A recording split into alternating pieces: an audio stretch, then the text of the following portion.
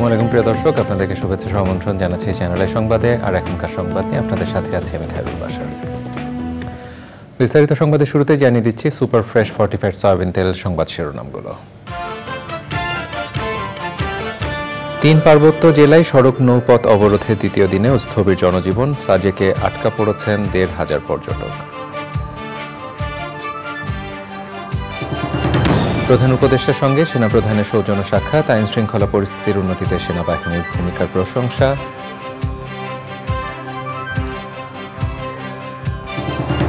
সাধারণ পরিষদের অধিবেশনে যোগ দিতে মঙ্গলবার নিউ ইয়র্ক পৌঁছবেন প্রধান উপদেষ্টা। ভাষণে নতুন বাংলাদেশকে তুলে ধরবেন অন্তর্বর্তী সরকার প্রধান।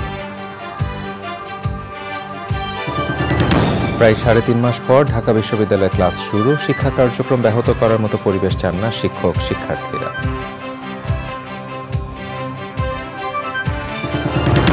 বিএনপি নেতাদের সঙ্গে ভারতীয় হাইকমিশনারের বৈঠক, বাংলাদেশ ভারত সম্পর্ক গভীর করার বিষয়ে দুপক্ষের মধ্যে আলোচনা। এবং চেন্নাই টেস্টের চতুর্থ দিনেই ভারতে 280 রানের বড় জয়, আশ্বিন জাদেজার ঘূর্ণিতে দ্বিতীয় ইনিংসে 234 রানে অল আউট বাংলাদেশ।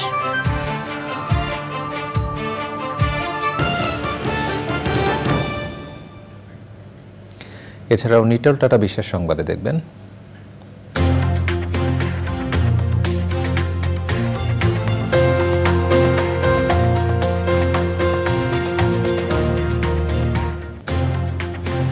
রাজশাহী পোষ্য প্রাণী নিয়ে পেট শপ ডেইজ উৎসবের খবর।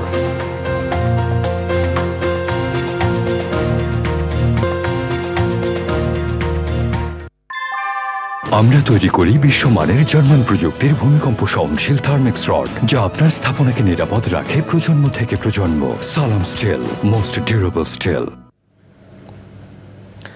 প্রিয় দর্শক, এতক্ষণ সংবাদ শিরোনামগুলো জানাচ্ছিলাম। এখনকার সংবাদ আয়োজন একই সঙ্গে চ্যানেলের ইউটিউব চ্যানেল এবং চ্যানেলের ওটিটি প্ল্যাটফর্ম আইস্ক্রিনে লাইভ স্ট্রিমিং হচ্ছে। এবারে নিয়ে যাচ্ছি বিস্তারিত আয়োজনে। হামলা, অগ্নিসংযোগ এবং সহিংসতার প্রতিবাদে ডাকা সড়ক ও নৌপথ অবরোধে আজও স্থবির 3 পার্বত্য জেলার জনজীবন। খাগড়াছড়ি থেকে দূরপাল্লার কোনো যানবাহন ছাড়েনি। অবরোধের কারণে রাঙ্গামাটি সাজেকে আটকা পড়েছেন প্রায় 1,500 পর্যটক। রাঙ্গামাটি শহরে 144 ধারা প্রত্যাহার করা হয়েছে। বিকেলে রাঙ্গামাটিতে সম্প্রীতি সমাবেশ করবে জেলা প্রশাসন। সৈয়দ অদিতের রিপোর্ট। যুগ্ম ছাত্র জনতার ডাকা 72 ঘন্টার অবরোধ চলছে 3 পার্বত্য জেলা খাগড়াছড়ি, রাঙ্গামাটি ও বান্দরবানে। অবরোধের কারণে খাগড়াছড়ির সাথে সারা দেশে সড়ক যোগাযোগ বন্ধ রয়েছে। অন্যান্য উপজেলার সঙ্গেও যোগাযোগ বন্ধ। অবরোধে দেশের অন্যতম আকর্ষণীয় পর্যটন কেন্দ্র সাজেকে আটকা পড়েছেন প্রায় 1,400 পর্যটক। সাজেকে আটকা পড়া পর্যটকদের ডিসকাউন্ট দিচ্ছেন রিসোর্ট মালিকরা। আমরা জানতাম না যে এই জায়গায় অবরোধ, মুন্সিগঞ্জ থেকে আসছি 17 জন, সবাই একসাথে ফাইসা গেছি। সবার ভিতরে একটা আতঙ্ক বিরাজ করতেছে। যারাই আসছে হয়তোবা না জেনে আসছে, কিন্তু আসার পরে এখানে প্রত্যেকটা মানুষের একটা আতঙ্ক সৃষ্টি হচ্ছে। অনেক গাড়ি আবার সাজেকে বাইজে রয়েছে। এখন যদি সেনাবাহিনী অথবা যদি কেউ এসকর্ট দিয়ে দেয় আমাদেরকে, তাহলে আমরা যাবো। আর আইন শৃঙ্খলা বাহিনী জানিয়েছে রাস্তায় নানাভাবে প্রতিবন্ধকতা তৈরি করেছে অবরোধকারীরা। পর্যটকদের ফিরিয়ে আনার কাজ চলছে। খাগড়াছড়িতেও আটকা পড়েছেন অনেক পর্যটক। অবরোধকে কেন্দ্র করে নিরাপত্তা ব্যবস্থা জোরদার করা হয়েছে। রাঙ্গামাটিতে জারি করা 144 ধারা প্রত্যাহার করা হয়েছে। 144 ধারা প্রত্যাহার করে নেওয়া হয়েছে। আপনারা জানেন যে আইন শৃঙ্খলা পরিস্থিতি এখন আমরা স্বাভাবিক দেখতে পাচ্ছি। এখন পর্যন্ত সবকিছু আমাদের নিয়ন্ত্রণে আছে। আর এখানে আমরা বের হয়েছি ক্ষয়ক্ষতির পরিমাণ দেখার জন্য। সংঘর্ষের পর গত শুক্রবার রাত থেকে সেনাবাহিনী, পুলিশ, বিজিবির সদস্যরা শহরের গুরুত্বপূর্ণ পয়েন্টে টহল দিচ্ছেন। 30 তারিখের ঘটনার বিষয়ে 2টি মামলা নিয়মিত দায়ের করা হয়েছে এবং এই 2টি মামলার আলোকেই আমাদের তদন্ত প্রক্রিয়া চলছে। কোনো অপরাধকারী যে আইন হাতে তুলে নিয়েছে তিনি কোনোভাবেই ছাড়া পাবেন না। খাগড়াছড়ি ও রাঙ্গামাটিতে সহিংসতার প্রতিবাদে ঢাকায় বিক্ষুব্ধ যুগ্ম ছাত্র জনতার সমাবেশ থেকে এই অবরোধে ডাক দেওয়া হয়। আঞ্চলিক সংগঠন ইউপিডিএফ অবরোধ কর্মসূচির প্রতি সমর্থন জানিয়েছে। সৈয়দ অদিত, চ্যানেল আই। অন্তর্বর্তী সরকারের প্রধান উপদেষ্টা ডক্টর মোহাম্মদ ইউনূসের সাথে সৌজন্য সাক্ষাৎ করেছেন সেনাবাহিনী প্রধান জেনারেল ওয়াকারুজ্জামান। দুপুর 12টার দিকে প্রধান উপদেষ্টা কার্যালয়ে গিয়ে সাক্ষাৎ করেন তিনি। দুজনের আলোচনায় বেশ কিছু বিষয় প্রাধান্য পেয়েছে। সাক্ষাতে দেশের আইন শৃঙ্খলা পরিস্থিতির উল্লেখযোগ্য উন্নতিতে সেনাবাহিনী ভূমিকার কথা উল্লেখ করেন সেনাপ্রধান। প্রধান উপদেষ্টাও পরিস্থিতির উন্নতিতে সেনাবাহিনীর সক্রিয় ভূমিকার প্রশংসা করেন। প্রধান উপদেষ্টা ৭৯তম জাতিসংঘ সাধারণ পরিষদের অধিবেশনে যোগদানের জন্য সোমবার রাতে নিউ ইয়র্কের উদ্দেশ্যে রওনা হবেন। এর আগে তার সাথে সাক্ষাৎ করলেন সেনাপ্রধান। অন্তর্বর্তী সরকারের পুনর্গঠন প্রক্রিয়ার অংশ হিসেবে পুলিশ ও নির্বাচনী সংস্কার সহ বিস্তৃত ক্ষেত্রে বাংলাদেশকে সহায়তা করবে জাতিসংঘ। প্রধান উপদেষ্টা প্রফেসর মোহাম্মদ ইউনূসের সঙ্গে সাক্ষাৎ শেষে বাংলাদেশে জাতিসংঘের প্রধান গুয়েন লুইস সংস্কার, দুর্নীতি, বন্যা, রোহিঙ্গা সংকট এবং জুলাই আগস্টে হত্যাকাণ্ডের বিষয়ে জাতিসংঘের নেতৃত্বাধীন তদন্ত নিয়ে আলোচনা করেছেন। লুইস প্রফেসর ইউনূসকে বিপ্লব পরবর্তী প্রশাসনের প্রধান হিসেবে ভূমিকার জন্য ধন্যবাদ জানান। পরে বাংলাদেশে নিযুক্ত ইরানের রাষ্ট্রদূত মনসুর জাফুসি প্রধান উপদেষ্টা প্রফেসর মোহাম্মদ ইউনূসের সঙ্গে সৌজন্য সাক্ষাৎ করেন। ইরানের রাষ্ট্রদূত অন্তর্বর্তী সরকারকে ইরানের সরকারের সমর্থন ও সহযোগিতার কথা জানান।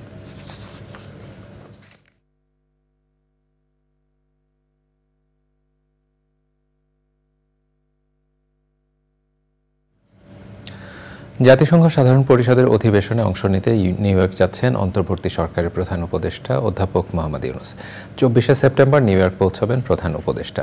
সেদিনই স্থানীয় সময় দুপুরে মার্কিন প্রেসিডেন্ট জো বাইডেনের সঙ্গে প্রধান উপদেষ্টার বৈঠক হওয়ার কথা রয়েছে।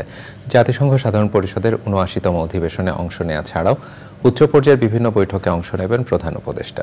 যুক্তরাষ্ট্র প্রতিনিধি রাশেদ আহমেদকে সঙ্গে নিয়ে নিউ ইয়র্ক থেকে চকর মালিথা রিপোর্ট। বিশ্ববাসীর সামনে এখন এক নতুন বাংলাদেশ, যার নেতৃত্ব দিচ্ছেন শান্তিতে নোবেল বিজয়ী অর্থনীতিবিদ অধ্যাপক মোহাম্মদ ইউনূস।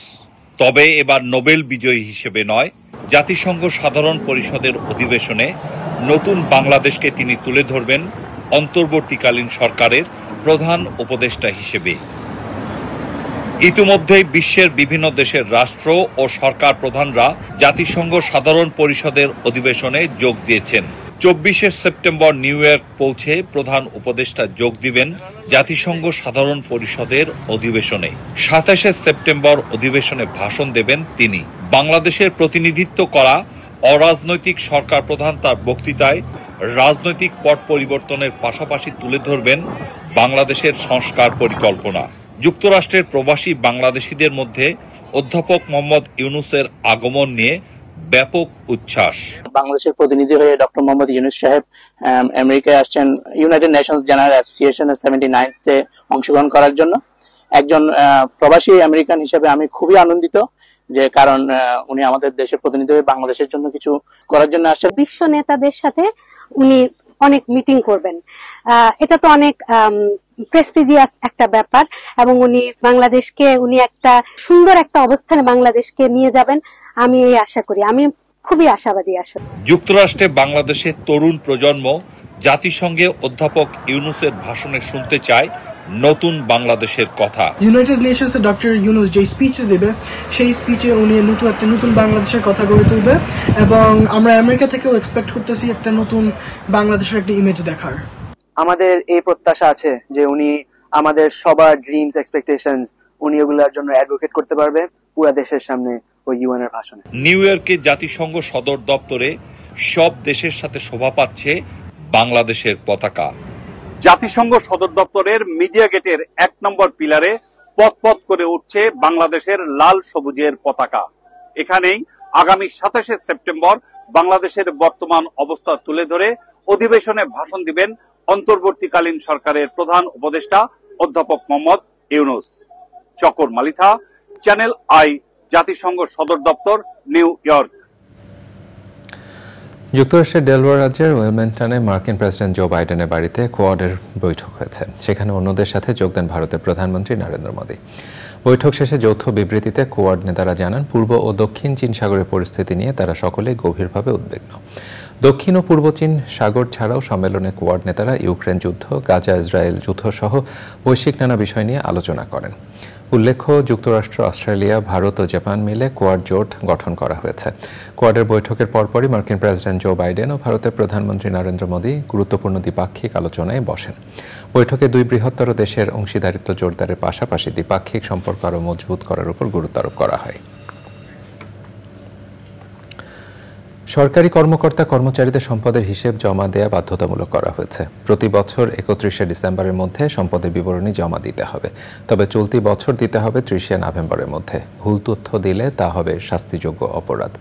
সম্পদের হিসেব জমা দেয়া বাধ্যতামূলক করায় দুর্নীতির লাগাম টেনে ধরা সম্ভব হবে বলে জানিয়েছেন জনপ্রশাসন সচিব।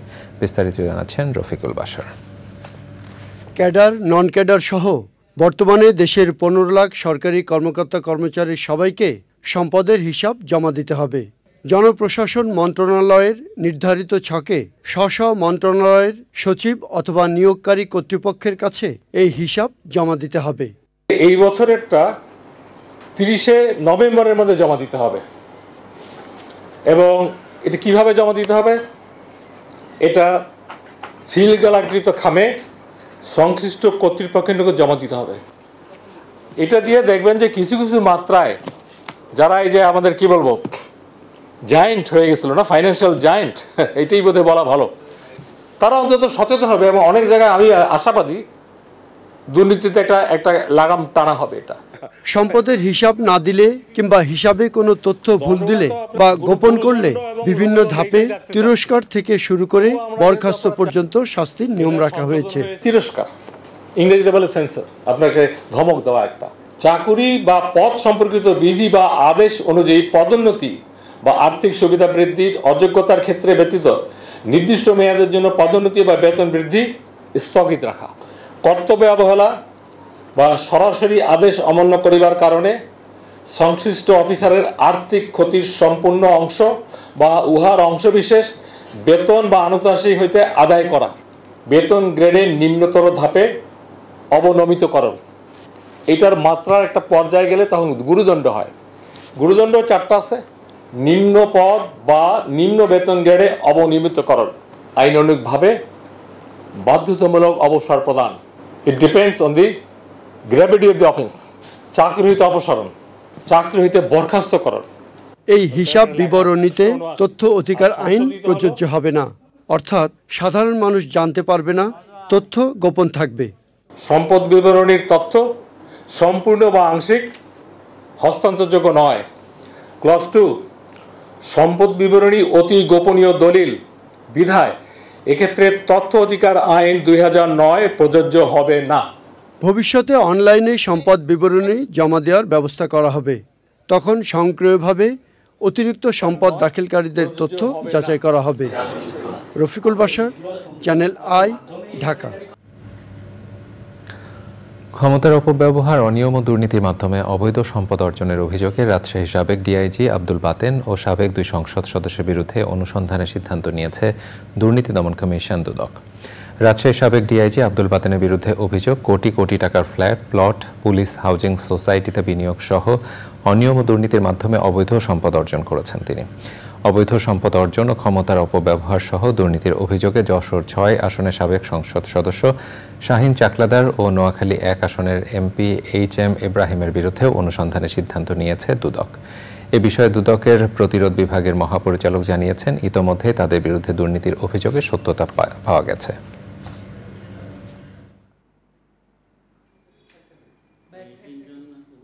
তিনজন অভিযোগ সংশ্লিষ্ট ব্যক্তি হলেন জনাব মোহাম্মদ শাহিন চাকলাদার, সাবেক সংসদ সদস্য, যশোর 6। তার বিরুদ্ধে অভিযোগ রয়েছে গাতওয়ায় উৎস বহির্ভূত সম্পদ অর্জনে। মোহাম্মদ শাহিন চাকলাদার রাজনৈতিক আধিপত্য কাজে লাগিয়ে বিপুল সম্পদের মালিক হয়েছেন। অভিযোগের বিষয়ে তথ্যানুসন্ধান করা হয় আমাদের গোয়েন্দা ইউনিট কর্তৃক, এবং তথ্যানুসন্ধানকালে গাতওয়ায় বহির্ভূত সম্পদ অর্জনের প্রাথমিক সত্যতা পাওয়া যায়, এবং সে কারণেই দুর্নীতি দমন কমিশন কর্তৃক প্রকাশ অনুসন্ধানের সিদ্ধান্ত গৃহীত হয়েছে। বাবাকে কথা দিয়েছিলেন সবার সেরা চিকিৎসক হবেন সজীব সরকার। বৈষম্য বিরোধী আন্দোলনে পুলিশের গুলিতে নিহত হয়ে নিজেকে সেরা প্রমাণও করলেন। সেই কষ্টের কথা জানিয়ে ন্যায় বিচার চাইতে শেখ হাসিনা সহ 71 জনের বিরুদ্ধে আন্তর্জাতিক অপরাধ ট্রাইব্যুনালে অভিযোগ দাখিল করেছেন সজীবের বাবা। গুমের ঘটনায় র্যাবের বিরুদ্ধে অভিযোগ দাখিল করেছেন আরেক চিকিৎসক ঈশিতা। মাসুর রহমানের রিপোর্ট। গাজীপুরের তাহিরুন্নেসা মেডিকেল কলেজ থেকে 2020 সালে MBBS পাশ করার পর খুশিতে বাবা হালিম সরকারকে জড়িয়ে ধরে সে খবর জানিয়েছিলেন সজীব সরকার। বাবা তার সন্তানকে বলেছিল অনেক বড় চিকিৎসক হতে। বাবার কথা রাখার জন্য চিকিৎসা সেবায় নিজেকে নিয়োজিত করেন সজীব। কিন্তু বৈষম্য বিরোধী আন্দোলনের সময় 18 জুলাই পুলিশের গুলিতে আহত হয়ে পরবর্তীতে হাসপাতালে মারা যান। আমি যে ফার্স্ট কাপড়টা উঠানোর পরে দেখি যে আমার ভাইয়া শুয়ে আছে। আমার ভাইয়ার বুকের বাম দিকে গুলি লাগছে, বাম দিকে গুলি লেগে সেটা হাতের ডান সাইডের একটা সাইড দিয়ে বের হয়ে গিয়েছে। একজন ডাক্তার যে মানুষটা মানুষের সেবা করে গেছে এতগুলা দিন, সেই মানুষটাকে গুলি করে মেরে ফেললো। তো হাতে গোনা কয়েকজনের মধ্যে একজন হয়েছেন ডক্টর সজীব সরকার। তো যাই হোক, আমি এখানে আসছি আমার এই মামলার সঠিক তদন্ত করে সঠিক বিচারের জন্য। র্যাব তুলে নিয়ে গুম করে রাখার ঘটনার প্রতিকার চেয়ে কয়েকজন কর্মকর্তার বিরুদ্ধে অভিযোগ দাখিল করেন চিকিৎসক ঈশিতা। ফার্স্ট নাইটটাই আমার চোখ ওপেন ছিল, আর পর সেকেন্ড দিন থেকে আমার চোখ টোক সব বাঁধা ছিল, খারাপ আচরণ করেছে। তখন আমি একটা মানে আমার অপারেশনের পরবর্তী স্টেজ আমি একটা পোস্ট অপারেটিভ পেশেন্ট ছিলাম। আন্তর্জাতিক অপরাধ ট্রাইব্যুনালের প্রসিকিউশনের কাছে দাখিল করা অভিযোগের বিচার প্রক্রিয়া নিয়ে কথা বলে প্রসিকিউশন। প্রত্যেক আহত এবং প্রত্যেক নিহতের পরিবার তারা যদি একটা করে মামলা করে তাহলে আপনি কত হাজার মামলা হয়, সবগুলোকে হয়তো মামলা হিসাবে আলাদাভাবে করা হবে না, কিন্তু প্রত্যেকটা অভিযোগই আমরা চাই যেখানে আসুক, যাতে করে যা গ্রাউন্ডে ঘটেছে সবকিছুই যাতে বিচারের আওতায় আসে। চিফ প্রসিকিউটর বলেছেন, দ্রুততম সময়ের মধ্যে ট্রাইব্যুনাল গঠন হয়ে গেলে অভিযোগ আসা ব্যক্তিদের বিষয়ে আইনি পদক্ষেপ নেবেন তারা। মাজহর হক মান্না, চ্যানেল আই, ঢাকা। প্রধান উপদেষ্টা অনুরোধে জুলাই আন্দোলনে আহতদের চিকিৎসা দিতে ঢাকা এসেছে চীনের 10 সদস্যের মেডিকেল টিম। দুপুরে হজরত শাহজালাল আন্তর্জাতিক বিমানবন্দরে চীনের মেডিকেল টিমকে স্বাগত জানিয়ে চীনের রাষ্ট্রদূত বলেন, এদেশের মানুষের পাশে দাঁড়াতে একাত্ম হয়েছে দলটি। পান্থরামান জানিয়েছেন বিস্তারিত। জুলাই আন্দোলনের উত্তাল সময়ে আহত অনেকেই এখনও দেশের বিভিন্ন হাসপাতালে চিকিৎসাধীন। গুরুতর আহতদের চিকিৎসা সেবা দিতে চীনের ন্যাশনাল হেলথ কমিশনের 10 সদস্যের একটি প্রতিনিধি দল ঢাকা পৌঁছায় দুপুরে। তাদের স্বাগত জানান চীনের রাষ্ট্রদূত ও স্বাস্থ্য অধিদপ্তরের কর্মকর্তারা। যাদের দেশে চিকিৎসা সম্ভব তাদের এখানেই চিকিৎসা সেবা দেওয়া হবে, তবে যাদের অধিকতর চিকিৎসা প্রয়োজন পড়বে তাদের চীন নিয়ে গিয়ে চিকিৎসা দেবে দেশটি। আমরা তাদের সহযোগিতার জন্য ধন্যবাদ জানাই।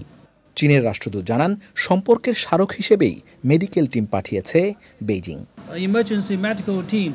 সরকারের অনুরোধে চীনের এমার্জেন্সি মেডিকেল টিম বাংলাদেশের সাম্প্রতিক আন্দোলনে আহতদের চিকিৎসা দিতে ঢাকা এসেছে। প্রয়োজন হলে ওষুধ ও প্রয়োজনীয় চিকিৎসা সামগ্রীও দেওয়া হবে। এটি আমাদের অগ্রবর্তী দল। দরকার পড়লে আরও চিকিৎসক আসবেন এবং যতদিন প্রয়োজন হবে থাকবেন। আহতদের অবস্থা বিবেচনায় চিকিৎসা দেওয়া এবং প্রয়োজনে তাদের চীনে নিয়ে যাওয়া হবে বলেও জানান চিকিৎসক দলের প্রধান তুয়াং সিয়েন। এখানে সাপোর্ট টিম আছে, জেনারেল সার্জারি আছে, ক্রিটিক্যাল কেয়ার আছে, ফার্স্ট এইড আছে, অর্থোপেডিক্স আছে, অপথলমোলজি আছে। পান্থর রহমান, চ্যানেল আই, ঢাকা। 112 দিন পর আবারও শ্রেণীকক্ষে ফিরেছেন ঢাকা বিশ্ববিদ্যালয়ের শিক্ষার্থীরা। তবে প্রথম বর্ষের শিক্ষার্থীদের ক্লাস শুরু হবে 30 সেপ্টেম্বর থেকে। শিক্ষার্থী ও শিক্ষকরা বলছেন, কোনোভাবে শিক্ষা কার্যক্রম ক্ষতিগ্রস্ত হোক এমন অশুভ কোনো পরিবেশ চান না তারা।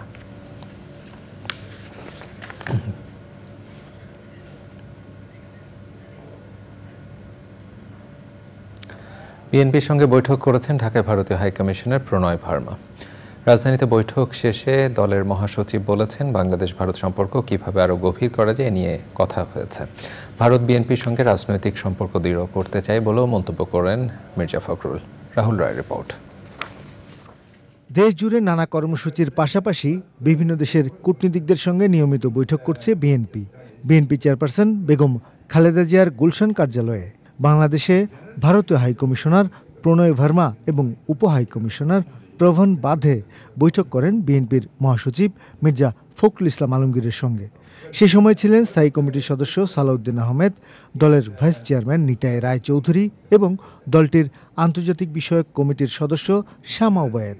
বৈঠক শেষে সাংবাদিকদের সঙ্গে কথা বলেন বিএনপি মহাসচিব। ভারত বাংলাদেশের মধ্যে যে আপনার সম্পর্ক, সেই সম্পর্ককে আরো কিভাবে গভীর করা যায়, দৃঢ় করা যায়, সে বিষয়ে আলোচনা হয়েছে। বিশেষ করে পরিবর্তনের পরে নতুন যে অন্তর্বর্তীকালীন সরকার আছে তাদের সঙ্গে তারা ইতিমধ্যেই যোগাযোগ করেছেন, কথা বলছেন। আমাদের সঙ্গে বিএনপি পলিটিক্যাল পার্টি, আমাদের সঙ্গেও তারা তাদের দেশের রাজনৈতিক দলগুলোর যে সম্পর্ক সেটাকে দৃঢ় করতে চান, এই অবস্থা তারা তৈরি করছেন। এবং এই সম্পর্কের মধ্যে আরো কি করে সুস্থতা, আরো পজিটিভিটি কি করে নিয়ে আসা যায় সেই বিষয়টার উপরে তারা কাজ করতে আগ্রহী। মির্জা ফখরুল জানান বিভিন্ন সমস্যা সমাধান নিয়েও বৈঠকে কথা হয়েছে। আমাদের পানি সমস্যার কথা বলেছি এবং সেগুলো দ্রুত সমাধান হওয়া দরকার সেই কথাগুলো বলেছি। আমাদের সীমান্তে হত্যা বন্ধ করার প্রয়োজন সে কথাগুলো আমরা তাদেরকে বলেছি। সেই সঙ্গে আমাদের যে আপনার সিকিউরিটি যে বিষয়টা আছে বোথ দ্য কান্ট্রিজ সেটা নিয়ে আমরা কথা বলেছি। তারা বলেছেন যে তারা এই বিষয়গুলো সজাগ এবং তারা চেষ্টা করছেন দ্রুততার সঙ্গে সেই সমস্যাগুলো কিভাবে সমাধান করা যায়। জাতীয়তাবাদী তরুণ দলের প্রতিষ্ঠাবার্ষিকীতে বিএনপির প্রতিষ্ঠাতা জিয়াউর রহমানের সমাধিতে শ্রদ্ধা জানান বিএনপি চেয়ারপারসনের উপদেষ্টা জয়নুল আবদিন ফারুক। কক্সবাজারে বৈষম্য বিরোধী ছাত্র আন্দোলনে নিহতদের পরিবারের সঙ্গে সাক্ষাৎ করেছে আমরা বিএনপি পরিবার। সেলটির আহ্বায়ক আতিকুর রহমান রুমন বলেছেন, সেলের প্রধান পৃষ্ঠপোষক বিএনপির ভারপ্রাপ্ত চেয়ারম্যান তারেক রহমানের পক্ষ থেকেই তারা শহীদদের পরিবারের পাশে দাঁড়িয়েছে। যারা সম্প্রতি আন্দোলনে শহীদ হয়েছেন এবং গুরুতর আহত হয়েছেন, ঘরে ঘরে খবর নিয়েছি, তারেক রহমান সাহেবের বার্তা পৌঁছে দিয়েছি। রাহুল রায়, চ্যানেল আই, ঢাকা। ভারতে ইলিশ রপ্তানির অনুমতি দেয় প্রধান উপদেষ্টা সহ অনেকের বাহবা পেয়েছেন বাণিজ্য উপদেষ্টা ডক্টর সালেউদ্দিন আহমেদ। সচিবালয় এক প্রশ্নের উত্তরে তিনি বলেন, ৩,০০০ টন ইলিশ ভারতে গেলে বাজারে এর কোনো প্রভাব পড়বে না। আর বন্ধুপ্রতিম দেশকে ইলিশ দেওয়াটা সৌজন্যবোধের, এর সাথে তাদের আবেগের সম্পর্ক। তবে মৎস্য ও প্রাণী সম্পদ উপদেষ্টা ফরিদ আক্তার বলেছেন, ইলিশ রপ্তানির অনুমতিতে তার মন্ত্রণালয়ের কোনো সংশ্লিষ্টতা নেই। রিসফি নাওয়াজের রিপোর্ট।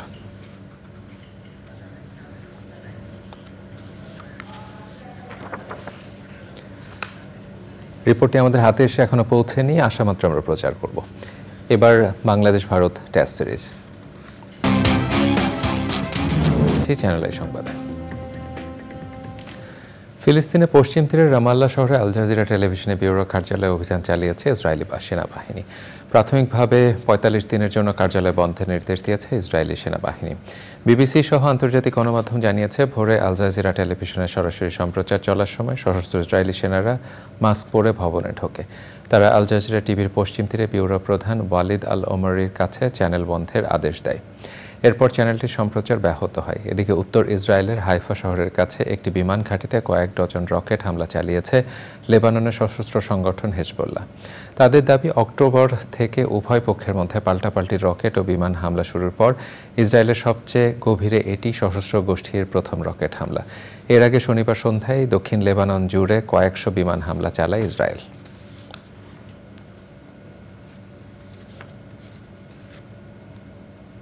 এবার আইস্ক্রিন সাংস্কৃতিক সংবাদ।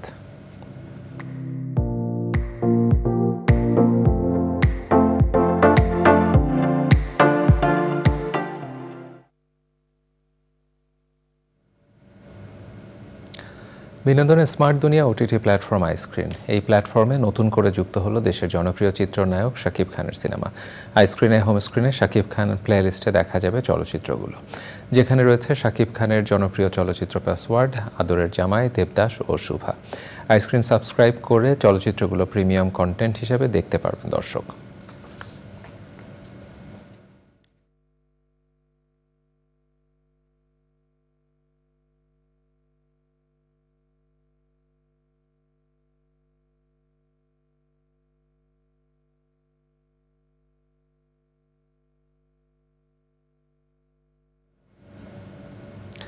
এবারে নিটোল টাটা বিশেষ সংবাদ।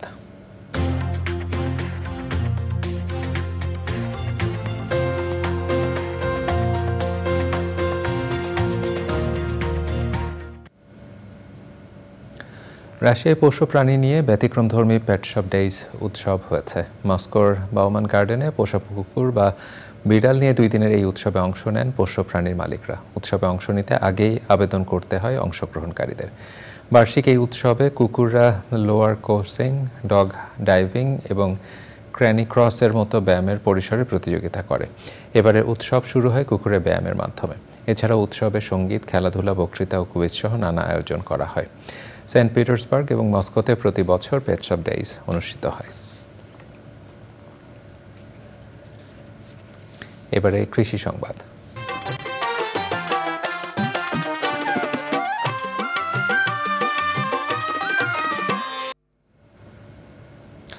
দেশের অন্যতম দুগ্ধ উৎপাদনকারী এলাকায় সিরাজগঞ্জে দীর্ঘ বর্ষায় চারণভূমি নষ্ট হয়ে যাওয়ায় বিপাকে পড়েছেন খামারিরা। গবাদি পশুকে শুকনো খাবার খাওয়াতে হচ্ছে খামারিদের, এতে করে রোগবালাই সহ লোকসান গুনতে হচ্ছে তাদের। এবারে প্রকৃতি সংবাদ।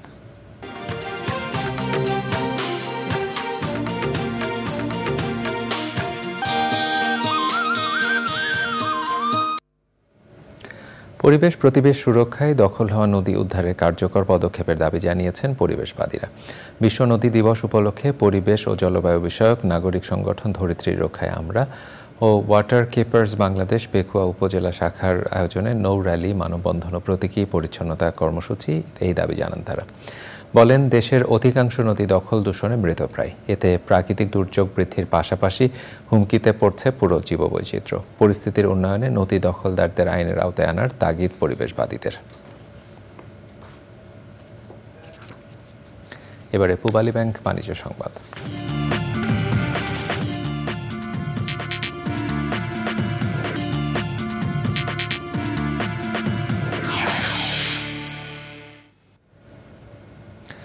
দেশের বাজারে আবারও বেড়েছে সোনার দাম। 22 ক্যারেটের 1 ভরি সোনার দাম 3,149 টাকা বাড়িয়ে 1,33,051 টাকা নির্ধারণ করা হয়েছে। এতে দেশের বাজারে রেকর্ড উচ্চতায় উঠেছে সোনার দাম। বাংলাদেশ জুয়েলার্স অ্যাসোসিয়েশনের মূল্য নির্ধারণ ও মূল্য পর্যবেক্ষণ স্থায়ী কমিটির বিজ্ঞপ্তিতে এই তথ্য জানানো হয়েছে। এতে বলা হয়েছে, স্থানীয় বাজারে সোনার দাম বাড়ায় বাজুস সোনার নতুন দাম নির্ধারণ করেছে, যা রোববার থেকে কার্যকর হবে। এর আগে সর্বশেষ 15 সেপ্টেম্বর দেশের বাজারে সোনার দাম বাড়িয়েছিল বাজুস। বাজুসের নতুন দর অনুযায়ী 21 ক্যারেট মানের সোনার দাম ভরিতে বেড়েছে 2,998 টাকা। এছাড়া 18 ক্যারেটের প্রতি ভরি সোনার দাম 2,578 টাকা বেড়েছে। এতে দাম দাঁড়াবে 1,08,860 টাকায়। প্রিয় দর্শক, সংবাদের এরপর আবারও নিচ্ছে একটি বিরতি, আর বিরতির পরে দেখবেন হবে বলে মন্তব্য করেছেন পরিবেশ, বন ও জলবায়ু পরিবর্তন মন্ত্রণালয় এবং পানি সম্পদ মন্ত্রণালয়ের উপদেষ্টা সৈয়দা রিজওয়ানা হাসান। বলেন, নদীর পানি কেবলমাত্র রাজনীতি না, এটি কূটনীতি ও অর্থনীতিও।